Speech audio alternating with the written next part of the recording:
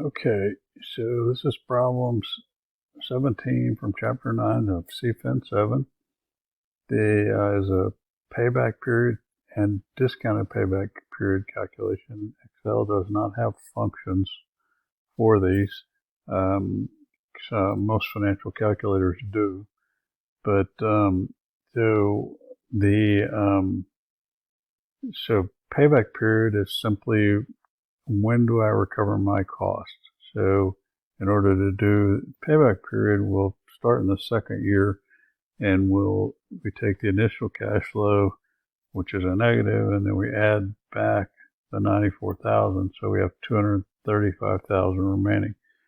We do the same for the second year, so 235,000 plus the 94,000, so we got 141,000 left. So now we can actually pull this down.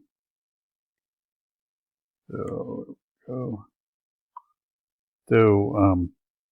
now after the third year, we have 47,000 remaining. So my payback period is simply 3 plus, in this case, we'll do a negative since the 47,000 is a negative. 47, and we divide it by the cash flow during that year, and we should get 3.5. So, all right. So for the discounted payback period, we have to calculate the present value of the cash flows.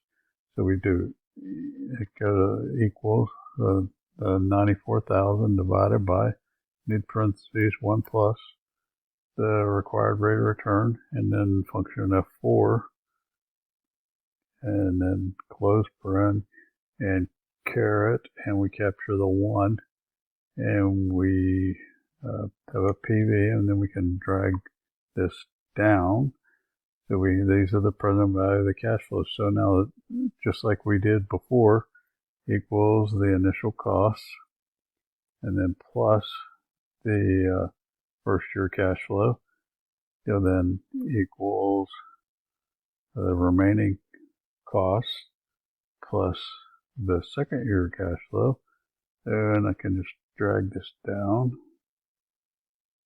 If I can get there we go, drag it down. So the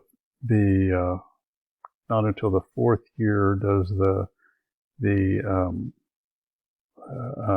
remaining costs, are they less than the cash flow.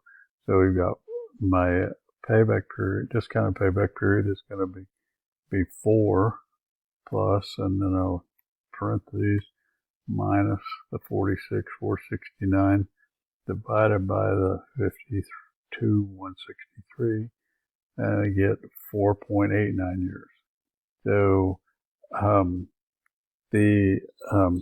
we can't make any judgments on the payback period because it really doesn't tell us anything. But the discounted payback period does